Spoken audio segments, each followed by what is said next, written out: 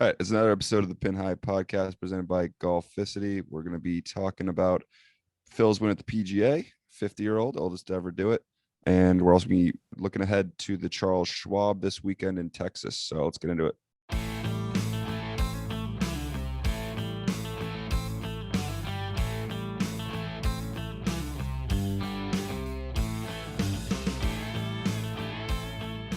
All right, so Phil gets it done yesterday. I feel like the main takeaway is just like, so I was watching in my hotel room. First of all, graduated the other day in a hotel room now. Pretty weird. But yeah, the scene on 18 was just wild. I mean, that was more ridiculous than the Tour Championship when Tiger got his first win back from, that whole thing. Yeah, they kind of lost the crowd. They couldn't control the crowd at all. I mean, Brooks Koepka was quoted saying like, yeah, it was cool, but like if I didn't have a bum knee, like I had people knocking me in the knee like all the way down. Yeah. Like my caddy had to stop because he got clocked in the face, and then like I bumped into him and like hurt my knee even more. Like he was pretty much just all over it. He went second with his approach shot, and like after he hit his, like right away, everyone was just darting to the green, and Phil was already kind of had a head start, but there was a solid like 2 or 3 minutes where like, or maybe not that long, but like Brooks was just in the crowd. You didn't know where he was, and he was like still waiting to get up to the green. Yeah, so I actually watched it back yesterday because I recorded it for my dad because he was not home. And so I watched it back a second time. I'm like, yeah, this is where Brooks just gets like lost, and he was gone for about a minute 30 seconds. Like you couldn't find him. Like he was just completely lost. Like Phil was already on the green, and Brooks is just nowhere to be found. Yeah. So I was expecting Phil to. I was hoping he would shed some tears. I thought it would have been funny. I think it's just like at this point, Phil expects to win. I don't think he thinks like, oh, I'm 50, like this is my last chance. I think he actually fully expects that he could win a major any week or any tournament, really. Yes and no. Yeah, I saw it when Tiger said something about how like he was like, oh, truly inspirational that like a 50-year-old can go out and tour and win it. I was like, oh, okay, so Tiger's gonna be doing that when he's 50, yeah, hopefully. Insert Michael Jordan meme, like took that personally. I mean, whatever. Just to show how big of a long shot Phil was this week, he opened up the week 280-1 to win the PGA, which is like he was on no one's radars. I mean, like we obviously didn't pick. I mean, we didn't have the best picks for our winners, but we obviously didn't pick him. I mean, none of the expert like analysts picked Phil to win, and he came out here and he did it and surprised everybody.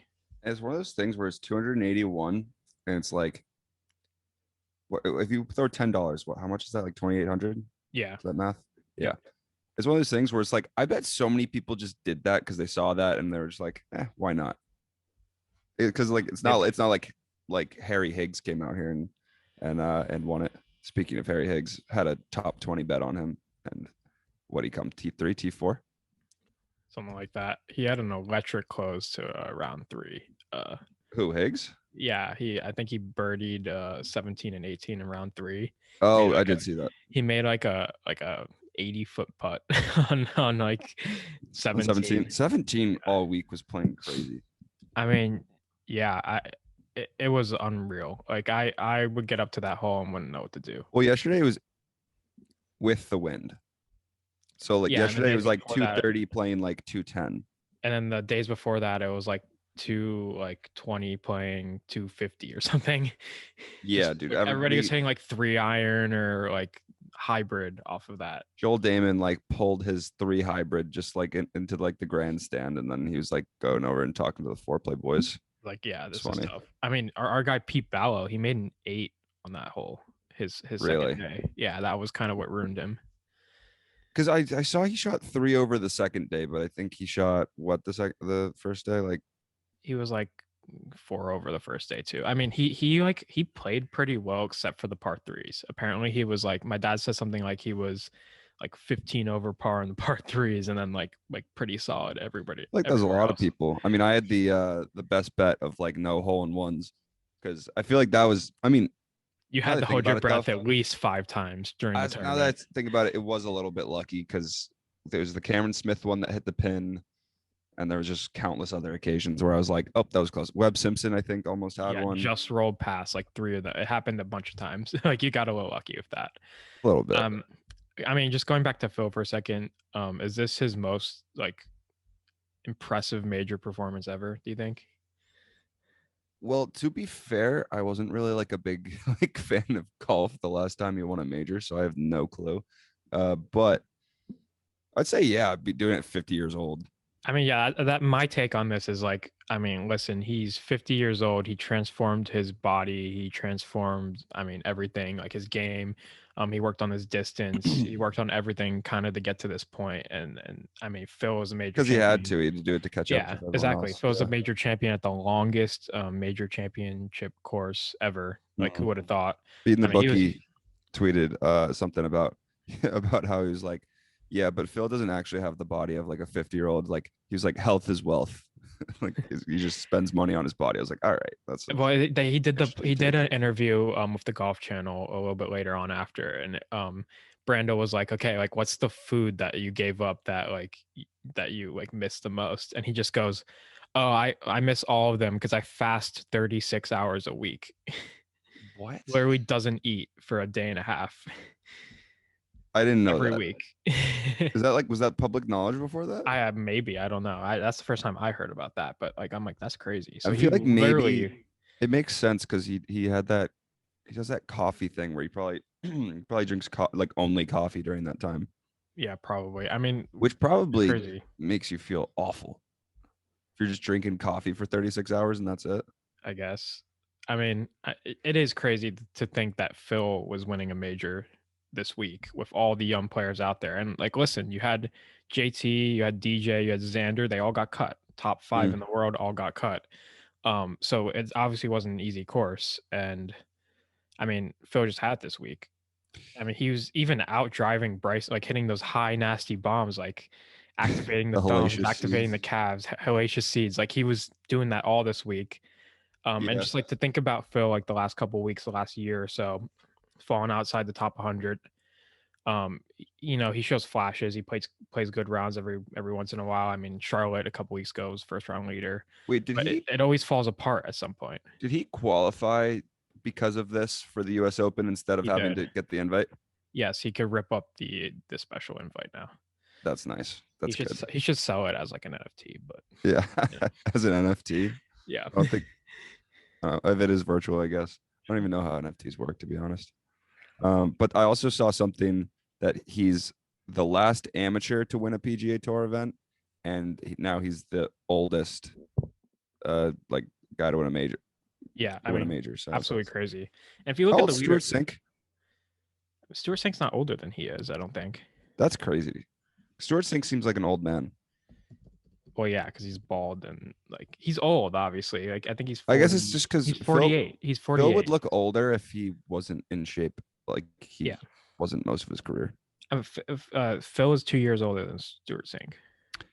Yeah, just doesn't seem like it at all. And back to what I was about to say. If you look at the leaderboard this week, if you were attacking pins this week, like you were struggling, which is why like you saw JT and DJ and like some of those big players get cut. If you look at the leaderboard, Phil, Louis Oosthuizen, Brooks Koepka, Harry Higgs, Paul Casey, Patrick Harrington, who's also 49 years old. That was crazy to see. Shane Lowry, Ricky Fowler, good week for Ricky Fowler. Answer. I mean, Answer had a great day on Sunday to get up into the top 10. Yeah. I mean, if you look at those names, those aren't guys that attack pins. I mean, I noticed this the first 3 days. Brooks was just playing like par golf. Like he was literally just hitting it to the center of the green, 2-putting and getting it in. And like that's what was needed to win this week. And I mean, Phil didn't have the best last round. He started off, I think he went bogey, birdie, bogey, birdie, par, birdie, bogey. So like he was all over the place on Sunday, but no one else could get really close. There was a point during the tournament, and granted he'd finished T17, but Corey Connors was like plus 400 to win the tournament at one point, like on like Friday. I mean, he had a very bad round at the beginning of Friday. I don't know if you saw. Like plus 400 to win. He was the leader after the first round, and then he went like I think he bogeyed his first 5 holes on Friday. Yeah. So I mean, he ended up finishing T17, which is not terrible, but I mean, it was just a different tournament. I didn't see that. I didn't see it coming. I mean, our DraftKings picks were pretty good, but when it Well, came to picking you a nailed the winner, number on the dot, right? Didn't you say 600 would win it? I did nail the number on the dot. But like when it came to picking winners, I thought it was going to be somebody that went out there and went after it, like went out there and was hunting pins, Yeah. like you see at normal PGA events, and it was pretty much the opposite. It was Because somebody if who you're played not smart gonna golf. attack the pins, then you have to be putting really well. Because like there's many opportunities to three putt the whole tournament. And that kind of brings you back to Brooks. I mean, Brooks could have been the champion of this event pretty easily. I mean, he missed two very, very short putts. I think it was on the third hole, maybe. He missed like a 3-footer for birdie, and that would have been like a 2-shot swing, but Yeah. he ended up parring. And then I think he missed another short par putt. He lipped out like basically like a tap in, right? You Yeah, said? like twice. Yeah, Because he at did one it point I twice. wasn't watching because I was like moving out and stuff. But yeah, I watched like holes 8 through 18, I think. I mean, he pretty much lipped out two tap ins, and what did he end up losing by? 2 strokes. Those would Yeah. have been 2 strokes he would have gotten back. So he could have been in a playoff with Phil. Also, the amateurs, who was the dude? I'm looking for him right now on the leaderboard. His last name was Merrick. Yeah. He was a weird looking dude. Bucket hat, like tall, skinny guy, and he was doing those weird Yeah. warm-ups. Yeah. That was It just was like odd. it was like weirder than the Miguel Angel like Jimenez warm-ups. Like it was like Yeah. pretty weird. And you're like, how is this guy like playing an event? But I mean, he was the low, I think he was the low PGA pro, or maybe the second lowest. So I mean, But again, the same thing as last time that this major was at Kiowa. There's just so many European guys in like the top of the leaderboard. and I think that has to do with the wind. Now I knew wind was going to be a factor this week, but I didn't think it was going to be that much of a factor. I mean, the wind, people are struggling on the putting greens because of the wind. I mean, Yeah. you just had to play smart golf this week, and Phil played pretty smart golf. And I mean, granted, he hit a lot of fairways. His approach game was unbelievable this week. His back nine, he was just dialed. Yeah, and then like his short game. I mean, it really, when it comes down to it, he had that chip in out of the bunker. Easily could have been, say he doesn't get that up and down or something. Yeah. That's 2 shots. I mean, he was. I mean, his short game was unbelievable this week, as it always is. Yeah. And Paul Casey's another guy. He was T4. I feel like he's so due for one of these. Like Paul Casey, I feel like could win like the Open this year. Yeah, I was thinking about like maybe like even Open. Shane Lowry. Like yeah, he's technically the defending champion of that. But I mean, yeah, I'm excited for the Open because it's a little bit different than a lot of these tournaments. I mean, Kiowa is a linksy type golf course, but there's a lot of forced carries, which you don't see on like normal links courses like in Europe. So it is different in terms of that. I mean, thank you, Pete Dye. Definitely was smiling up there this week with all the carnage and stuff. But I mean, I'm excited to see the Open because it's a more generic type of link. Where is it this year? Or is it Royal Birkdale? No, I think it's Royal St. George this year. Royal St. George, right? Royal Birkdale was 2017. So I mean, yeah, I'm excited for that, and especially since we didn't have it last year, it's kind of like I'm a little more excited for the Open. That'll be fun. I feel like it'll play. I feel like this course like played similar to like an Open course, just like a little bit different. Yeah, with the forced carries and stuff. Yeah, obviously. I mean, yeah, and then like one other thing, kind of to note on, is the rangefinders this week weren't really that noticeable. I saw it a couple times. I saw Phil did it on 18, I believe. He did. Him and his brother, his caddy. Yeah, they both had one. That was interesting. I mean, like we kind of like, we were all a little bit all over the rangefinder saying like, oh, it's not the greatest thing, but I don't think it really I feel like if they integrate it into the game, it wouldn't matter much. Like you still need to do your numbers and know. I don't know what anybody, if anybody's come out and said anything over about it since the tournament ended, but it didn't really affect viewing. I mean, it didn't speed up play at all, but like, no, we're kind of at the point where anyway, we all use rangefinders when we're golfing. All amateurs use rangefinders. Like, you might as well let the pros just use the rangefinders. Like, yeah, might as well. It doesn't really, it doesn't affect it much. So I feel like that might be something that's coming in the next couple of years, or maybe even next year. And then I saw you also added this in the like loophole people found on the 18th hole. Were they doing that past the first like day? Because I didn't Yes. see it They much. were doing it all week. Oh, Pretty much there was water on the right, there was hospitality on the left. I mean, obviously you want to hit it in the fairway. That's probably the best place to be. But if you definitely don't want to miss right because of the water, you're taking another shot. You know, it's terrible. So I don't think anyone put it in the water really this week on 18. So yeah. the idea was if you hit it into the hospitality because it's like not very far off the fairway, you get a free drop in this like really padded down like rough, which is pretty much Mhm. almost like hitting out of the fairway, and it's at an excellent angle to the hole. So on Yeah. day one, I saw at least 10 golfers hit it on into the hospitality on purpose. And then even on Sunday with Phil, I mean, he knew he could miss. He didn't need like he knew he couldn't miss right, but he could miss left, and he aimed for the tents. He just Yeah. didn't quite get there, but he still had a padded down line because he hit it right into the gallery. But Mhm. I mean, like, yeah, that was a loophole. I thought they were gonna like do something on I day don't think two they where it could. was I like think feel like OB. they just yeah, they were just like, oh well, I guess that's happening. There's not much you can do about that. You can't be like, oh, it's OB now. You can. I guess you could. It's kind of like Sawgrass. Was it Sawgrass where Bryson was like trying to go left, like on that line on the left, and they Oh, said and they said no, it's you OB, like because they didn't want him to do it. yeah, fair. They could have done that. They could have said it's OB after round one, but Yeah. they didn't. So Instead, he would just take like literally like a 4 iron on that hole. yeah, people just took advantage of it, which I thought was kind of funny, kind of interesting.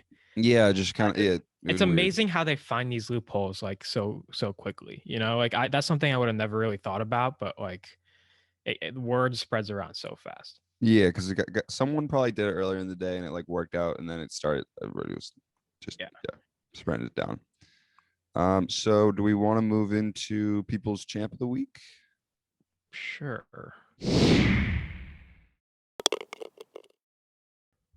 So people's champ of the week. I don't know if you saw this. I gotta click on it again, but Phil's mom this week, people's champ of the week. She was pretty nervous. Phil's final round. I mean, it was falling apart a How little old is bit. Phil's mom? He's 50. I don't know, probably 80 something. Yeah, fair. Um, he was falling apart a little bit around the edge, and his mom texts Phil's sister, who she was on Twitter the entire week. I don't know if you really saw that, but I didn't. pretty much Texas. She said, "Tina, text Phil up. Tell him to just par in. Don't hit bombs or activate calves. Just par. They will have to catch him. He won't listen to his mother. Do you text?" As a typo, do you text him hurry? And then she just says, I'll text him is the only one Phil's listening to this week. I thought that was funny that like she thought that like you could just like text Phil in the middle No, of just par out. Hey, just par out. don't activate the calves. He was getting after it with some of those drives. He was like swinging so hard. I mean, he was hitting it straighter when he swung harder, Yeah. which is I mean, he was out driving Brooks by Mhm. quite a bit. So, I Yeah. mean, 50-year-old driving the however old Brooks is. yeah, I mean, I was gonna like bring up does the distance like age thing matter? Because like we kind of brought it up a couple weeks ago when like Stuart Sink won and like Lee Mm. Westwood was playing pretty well, but like Nope, listen, he like was simply hitting Phil it. is like top 10 in driving distance this year, Yeah. I would think. So I mean, he has age and distance, so Yeah, I think yeah, I think he is. Also, he had a really good strokes gain approach week. he did. He had I mean that was always that's always the major stat, obviously, Yeah. strokes gain approach, and I mean he was dialed, so. And then one last thing before we move into the stat of the week. Corey Connors, dude, like literally he's turning into like a major guy. I mean, he has a solid game. He's just turning into a good PGA Tour player. I mean, Yeah. he, Because he's he's in top it like 10 in every strokes week. gain Yeah, approach like every week. every single week. I mean, obviously, it's all about putting at this level. I feel like. I mean, I don't know if anyone has a better story or like a quicker ascension into contention than Corey Connors. I mean, maybe Will Zalatoris, but like he's a lot younger. I mean, Corey Connors was playing on mini tours 2 years ago. 3 years ago. Yep, 2 something years like that. ago, something like that. I mean, he Monday qualified for a tournament, and I think he won. So he got PGA Tour status, Yeah, and rest is history. He's now a top 25 player on tour right now. probably, yeah. And then you want to move into stat of the week as well? Yeah. So stat of the week, we saw this on the broadcast this week on Sunday. So I mean, obviously wind was a big factor this week. It was such a real thing, and half the holes were playing completely downwind, and then the other half were playing completely upwind. So I mean, holes 1 through 4, and then 14 through 18. The first 3 rounds, they were the hardest holes on the golf course because they were playing. I guess they were playing upwind or into the wind. Yeah. So, and then round 4 as a whole, 47 under par. Yeah, I don't understand. Did it just like switch? The wind literally just flipped. Yeah, because Other direction. 17, like we said, was like downwind all of a sudden. So yeah. Yeah, and then so 5 through 13, they played downwind the first 3 rounds. They were 22 under par, and in the final round, they were 23 over par. So It just goes to show sometimes like such a thing. Like these courses, like they won't get a lot of wind for whatever reason, just because that weekend, like that they're hosting a major championship, it's not that bad with wind, and like guys will like just attack the course and the winning score would be like 15, 16 under or something. But then it really just depends on the wind and the weather. I mean, yeah, I know like as like amateur golfers, like I know like I don't always pay attention to the wind. Like maybe I'll know what direction they're going I'll into, try, but I won't but like I won't think like, oh, this is a 2 club wind. Like maybe I'll club up 1, and I always end up like short or long. So like, I mean, or like I would just hit my normal club, and I'm like, why did it not get there? And you're like, well, yeah, I got knocked down by a 10-mile-per-hour wind. Like, so I exactly. mean, definitely something you gotta pay attention to on the golf course, and like we probably should pay attention to that more. Also on CBS, I don't know if you noticed this, they had the wind adjusted yardage. I thought Yeah, that was awesome. that was cool. That was That was cool. pretty nice. Yeah, I don't know how that works with math and stuff and science, but I mean, they literally had the direction of the wind saying like, yeah, no, I just don't know how you calculate that that. way. And I was like, yeah, hole What is is playing? playing 250 yards. I was like, that is sick. Like, Yeah, it was like a I wish I meter. had like a device that could just like calculate wind. That'd be nice. But I bet you there is such thing. I just don't like know. A rangefinder that accounts for wind. That'd be sick. And slope. And slope. That'd be funny. But yeah, overall, fantastic tourney. 6 under is such a good like major championship winning number. It felt like a US Open in that sense. I feel Yeah, like it did. I mean, the winning score. I mean, obviously Bryson was far and away above everyone else at the US Open, but winning score was there was 6 under. I mean, yeah. How many people were under par this week? I kind of want to check that out. Let's see. Probably 1, 2, 3, 4, 5, 6, 7, 8, 9, 10, 11, 12, 13, 14, 15, 16. Yeah. And there was only there was one. a lot of people at one. There was like 8 or 9 people at one. So yeah. And a lot of them had really good rounds to get there. I mean, yeah, answer had the round of the week, 7 under, which was crazy. Exactly. All right, we're back. We made a little bit of a line change here, so now Trev's here. Pat had to go. So Trev, I'm giving you the floor.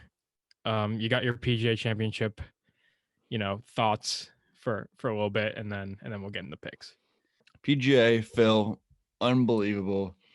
I was just hoping that he'd keep it together before the back nine started, and he started off with a bogey, and I thought this might be it. Like that, Larry, I thought that was it, and then.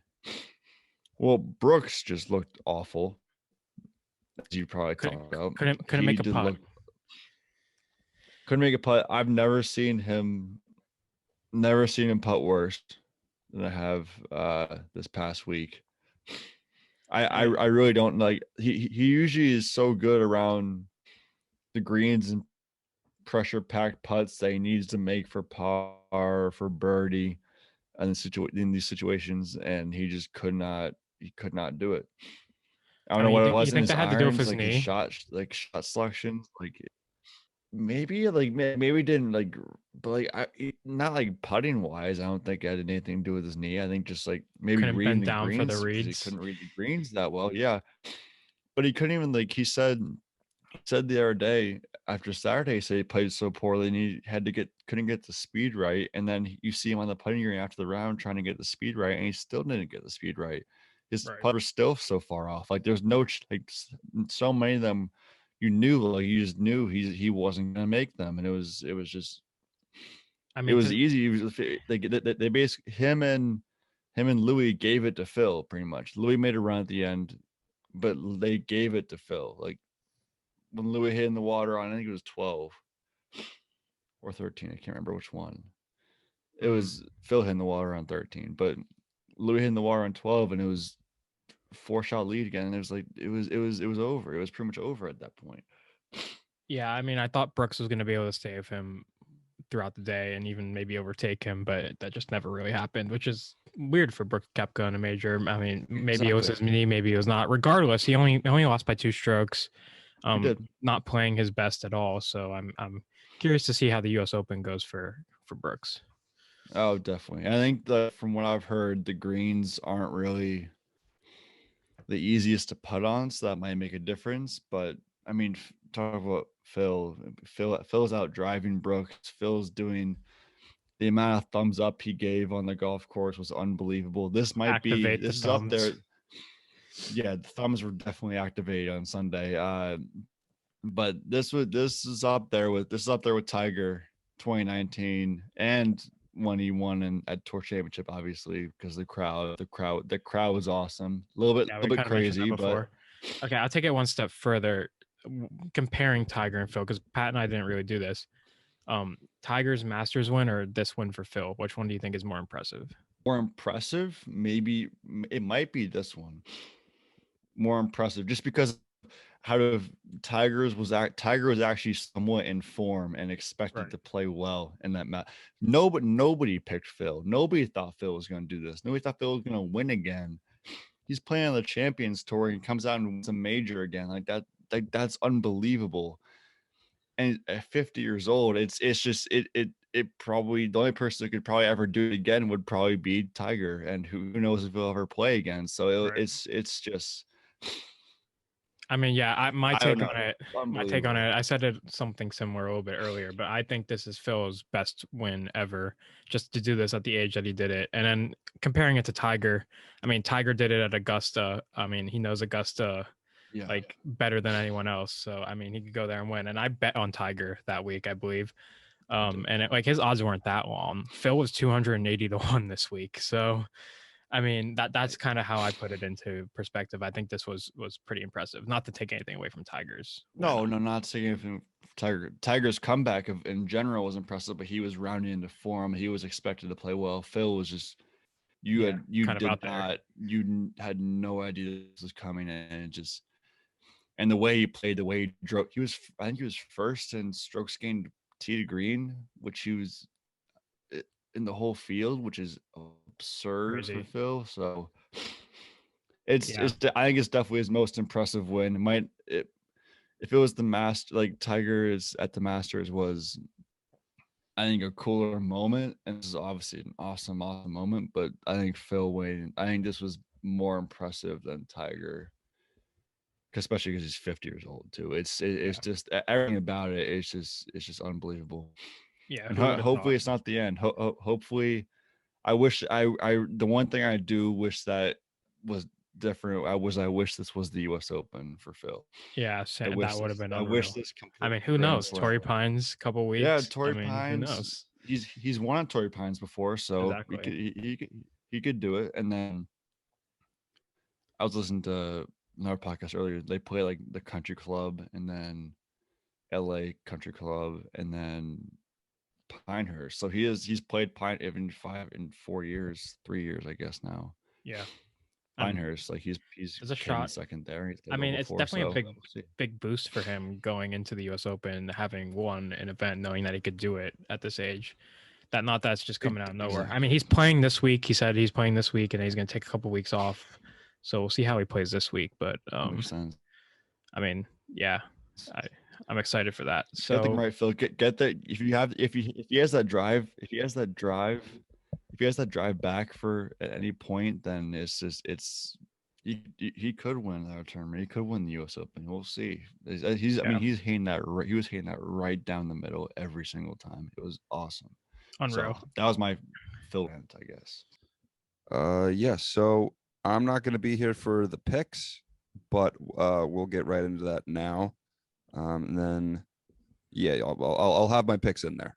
Yeah, but first, a word from Roback. You probably noticed us wearing some new Roback merch over the past few episodes, whether it was the hat both me and Jake are wearing right now. Trevor has one as well. A pullover or a collared shirt.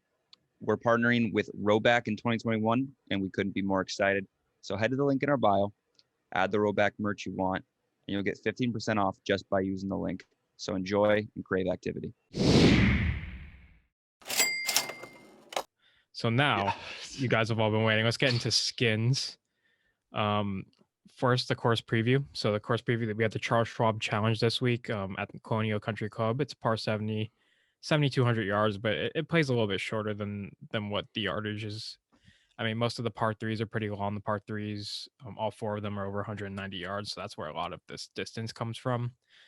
There's 9 par fours that are less than 445 yards, but there's also very few eagles on the course because like there's really only one eagleable hole, and it's the first hole. And I mean, still, even that is not a very eagle type hole. So there's not a lot of eagles on this golf course. Short hitters aren't really at a disadvantage. Eagleable. I was looking for the word, but it isn't really not a real word. So, so we went. We made a word today. Greg made a word today on the podcast. Yes, I did. And maybe that's a new segment, made up word of the day. I don't know. Made up word of the day for golf. Yeah. So anyway, short hitters not really at a disadvantage this week. They actually kind of flourish in these types of tournaments. I mean, you don't have to be a bomber to win. Look at the previous winners: Daniel Berger last year, Kevin Na, Justin Rose, Kevin Kisner, Jordan Spieth, and Chris Kirk. So, I mean, you don't really have to hit the ball that long to be great at this course. And I mean, other than that, the average age of the last like 5 winners, I believe, is like 30. So, I mean, Daniel Berger and Jordan Spieth are the only 2 winners in the last 10 years to be under the age of 30, which is pretty much amazing. So that's just something to look at. But I'm not sure if that's really, something that you really need to look into. Just an interesting fact. It's weird. It's weird that Justin Rose is 30. That's kind of odd. Yeah, it is a little odd. He's been around for a while. Also, I mean, like you said, the short hitters play well here, which is typically guys over 30. Shorter hitters. Brooks is over 30. DJ's over 30. Rory's probably over 30 now, but yeah, they're shorter hitters typically, I guess, compared to the young guys. But anyway. Yeah, so with that, let's get into the DraftKings. Now, first, Pat's not here, so I'm just going to give off his 2 picks right here. He has Emiliano Grillo and Brandon Grace. I have no clue what their salaries are, so let me just Google that real quick because I was not prepared for that. Grillo's 79. Okay, Grace is 75. Okay, so middle of the road guys. I love Grillo's been playing well, and Grace has played well last week too until Sunday. So yeah. So those are Pat's 2. So you could go next. Yeah, I'll go first. I'll go with Joaquin Niemann. Played well last week at the PGA. He's a cut. He will make. I guarantee he'll make the cut. That's my guarantee of the week. Oh, guarantee of the week. He hasn't missed a cut in 18 events He's got in a row. The longest active cut streak on tour Yeah. right now. So actually, now that I guarantee it, he's 100% guaranteed to miss the cut now. So yeah, after seeing DJ and JT and Xander get cut last week, yeah, probably.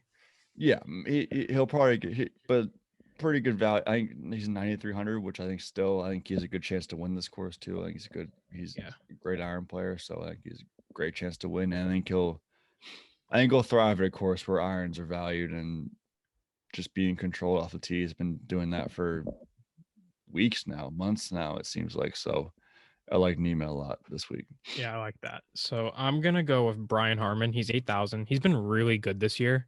Now, diving into the stats, his approach game is not really that good, but he's very accurate off the tee, 29th in driving accuracy, but doesn't really hit it that far. But like I said earlier, distance isn't really a factor. 15th in strokes gained putting, so pretty lights out on the green. That's kind of where he makes up a lot of his strokes. He has 8 top 25s this year and 19 events played, and he's made 17 and 19 cuts. So at 8,000, I mean, I feel like that's pretty good. And this would be a tournament that Brian Harmon would win. So It would. I picked him last week, I think, and he didn't do. I think he missed the cut. got So caught, yeah. yeah, but he's been playing well. He's been playing well. I mean, yeah, last week was a beast for everybody, and Brian Harmon's not a very good player. Definitely. My second pick, a little bit lower. I'm going with Harold Varner the third. He's 7,400. He showed really good form earlier this year, and it's kind of tapered off a little bit. But all in all, he still has 6 top 25s this year. He's 39th in strokes gained approach, which I think he was in the top 10 beginning of the season. So that's gone down a little bit, but we know he's capable. And he had a T19 here last year. I think it was the only time he's ever played here. So that's a pretty good finish. 7,400. I kind of like that. And once again, he kind of fits the bill of somebody who might win here. Yeah. So my low pick, I wasn't go. My initial thought was Charlie Hoffman. I actually really like him to do well this year, week 2, but he's a little too high for my low pick. So I'll go with Harry Higgs. He finished top 10 last week, top 5, didn't he, or something like that? It was. I think it was T8. It was his first major, so he felt the pressure and he lived up to it basically. So I think he's in a much weaker field at a course where he's probably played a couple events in his time. At 7,200, I think that's a great value for someone coming off probably feeling really, really good after their performance last week. So yeah, you're probably more so than other players, just because it was his first major. So he's got to be feeling good. I like him a lot this week. We talked about him a little bit earlier this week, or in the podcast, and he finished T4, and I just remember the end of round 3, I think it was, where he had the birdie on 17, 18, which were playing like the hardest on the course. The two hardest holes, yeah, the hardest holes. That was pretty sick. Which, by the way, 7. I think we should next week. When we're all back together again, I think we should talk about. I want the broad, like the wing calibration and like the aim. Yeah, we talked about that actually a little bit. Like the wing calibration was really cool, and then the aim, like when it showed like where the target was, because you're looking at the screen, you have no idea where to hit the ball, like or where you're going to look like to hit. So it looks like an awesome course. I hope I get to play, but I've also heard it's just brutal. So yeah, that's a course that you go to. You bring a full 24 balls and you're prepared to lose all of them. So. 24 balls and 2 beers. 2 beers. Yeah, exactly. Every time you lose a ball, you have to drink a beer. And you probably finish around. You're probably like, I'm never playing that course again. And then you go. You're probably like, I'm never playing golf again. Like it's just one of those. Yeah, exactly. But it looks impossible. Yeah, Pete died. Yeah, Pete died for sure, man. Jeez. But yeah, it looks like it looks awesome. Looks insanely hard, and with the wind especially. So all right, so if that, let's get into the skins. Yeah, so the skin standings: Trev's at 11, I'm at 8, and Pat is still at 0. There's 2 on the line this week, so minus 125. I'll give Pat's bets first since he's not here. He likes Billy Horschel to win this week plus 3,500. I think it was a kind of out of left field, but I don't know. I actually don't mind that, to be honest. And he didn't give us a best bet, so I'm gonna go with Billy Horschel top 30 should be okay. The odds aren't out right now, but top 30 should be good. He should be in the like even range for top 30, I believe. So I'm gonna go with Billy Horschel top 30 for him, and hopefully he can get a skin this week. I'll go next. So my winner, I'm gonna go Corey Connors plus 1,900. This one just kind of makes sense. I mean, he's had an up and down week at the PGA last week. As you can see, he started off first round leader, and then he bogeyed like the first 5 holes the next day. But all in all, I think he finished top 20, so that's pretty good.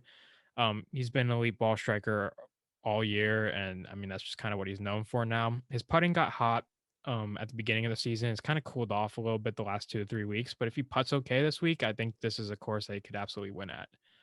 And then for my best bet, I'm going to go with Jason Kokrak, either top 30 or top 40, depending on where the value lies. I'm going to guess it's going to be in the top 30 range. I just like Jason Kokrak a lot. He's played very well this year.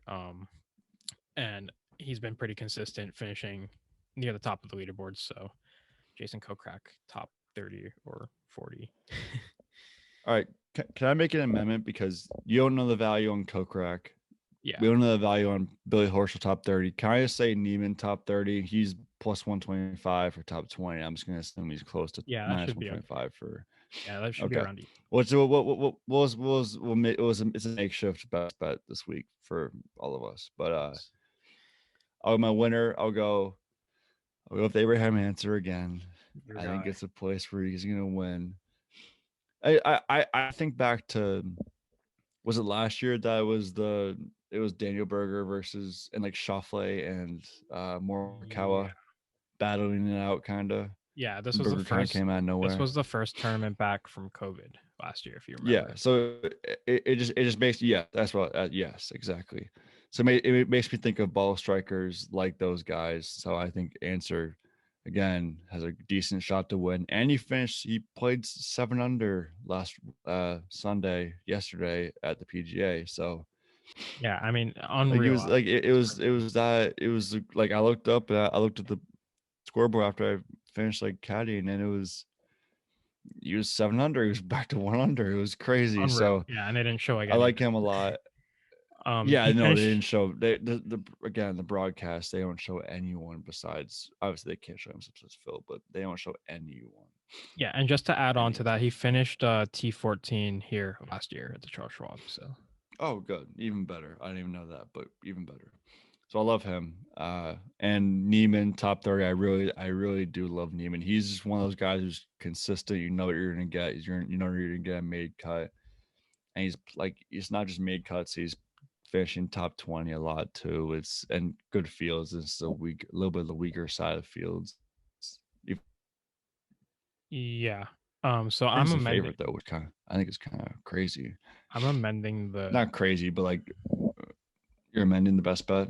Yeah, I'm amending the first round leader. So I had Joaquin Neiman in there, but I feel like we do this every week. I need to switch it up. We haven't gotten one. We've gotten close, but we haven't gotten one. So I'm gonna go with Colin Morikawa. He's plus 2,800. If you remember last year, he was in the playoff with Daniel Berger. So he played really well here last year, and I mean, I think this is a course that Colin Morikawa could play well at. I think it's a course that he would like. So, I'm gonna go. He also played. He had 3 solid days at PGA too. He did. One bad day on Saturday, but 3 solid days. So I like that pick too. Yeah, so that's an amendment. I don't know if we have anything here at the end to do. We could kind of leave it at that. I feel like we had a pretty jam-packed episode here. Birdies and bogeys. I got up at 5 a.m. today, and I have to get up at 5 a.m. tomorrow to work again. So Dang. That's my bogey of the week. No other birdies besides Phil winning. Phil winning, I think it was just big birdie. Yeah. I think next week we should do a par 3 of just. I mean, we've done a par 3 of golf moments, but par 3 of I don't even know. Old guys winning. Par 3 of moments before 2000 and something. yeah, geez. Oh my gosh. I don't know. I'll give my bogey. I actually thought Brooks Koepka was gonna take it at the start of the round yesterday, and I laid some cash on him because I was like, there's no way Brooks Koepka's losing in a major, and he did. Yeah. So my friend, I thought Louis was gonna have a chance too, just because of how bad he putted, and then I thought, oh, he's a great putter, and so I thought he was gonna come back from that, and they still they just couldn't figure out. They couldn't figure out the greens. The greens were weird this week. I think the wind was playing a very big factor in putting this week. I mean, I picked JT to win last week, and obviously he got cut. And you picked Xander to win last week. Obviously he got cut, and I was like locked in on JT on Thursday and Friday. The guy could not make a single putt. He played 2 rounds. He didn't. I don't think he made one putt. Not the only putt he made was on 17.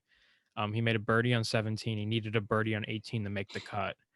And he missed like a short putt on 18, or no, he didn't even need a birdie. He just needed a par on 18 to make the cut. He missed a putt on 18. He made 1 putt the entire 2 days, which is crazy because, I mean, this is JT, the number 2 player in the world. So, from what I've heard, it's either you either love it and you putt great, kind of like a Phil, or kind of like I don't even know. I think Jordan putted well, just didn't make a lot of putts. Like he hit good putts, just didn't go in. But I think you either putt great and you make a ton of putts, or you putt horribly and you just like everything's burning the edge, or you don't get the speed right, or you don't get it. It just feels off. Like I think that's what Brooks, Louis, JT. I think a lot of people. Now you think about it, there weren't really many a lot of, especially on Sunday, a lot of big Even putts Phil on made Sunday by didn't really anyone. make putts. Anyone. No, he made the bunker shot and he made the birdie on 17. That was kind of it. Yeah, and that was really it. He had like a couple of good putts, but they weren't going to go. And Brooks had no good putts. Makes. I mean, it was just, I don't know. It was crazy. I don't know if we'll see anything like that in the next couple of weeks. We'll see what the U.S. Open brings. How they'll roll the greens there. But I mean, I think people play Torrey enough; they know the greens there a little bit better. They do. So I think the putting will be better. So I think they like it better when it's fast. I think these are greens that people just don't play that much. Yeah, exactly. Especially like they're not. I don't know what they're called, but they're not Bermuda and they're not bent and they're not POA. Or something. Yeah, they were like a mixture of all of them. Yeah, so it was a weird week with that. It was weird. So that no wonder Brooks will probably blame the putting week on the greens somehow. Yeah, so we'll see. Or something else. So yeah, other than that, pretty good week. We had the Charles Schwab this week. What do we have next week? Do we know? We're kind of limping to the end here because Pat usually wraps it up, and I was like waiting for him to wrap it up, and I was like, oh, he's not here. So we got the Memorial the week after. So and then is the U.S. Open the week after that? Yes, sir. Oh, that's fun. That's kind of cool. So I mean, yeah, we're coming up with a lot of good golf tournaments coming up. So and then we got the Travelers right after the U.S. Open. So the fifth major, even better. Yeah, exactly. So we have a lot of good golf coming up. We're pretty excited for that. So with that being said, we will see you next week.